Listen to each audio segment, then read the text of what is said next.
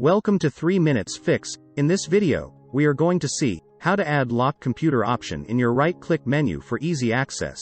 So, go to your Start menu, type Notepad, and then paste the code which is given in the description box. Code is basic register code which tell the computer to add icon called shell32.dll to the shortcut menu.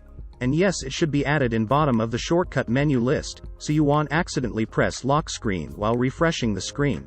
Second phase of code is to tell the script what to do when user clicked it. Here it tell the PC to lock the screen when user press it. This is quick explanation of the code, which I tested personally on my physical desktop. Now, let's go ahead and save the file by pressing File Save button. For now I'm saving the file on my desktop.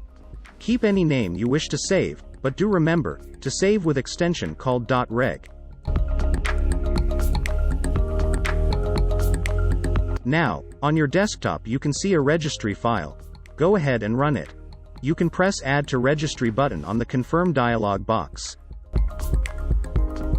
Now right-click, you can see the lock button on your screen. I cannot execute it since I am recording my screen.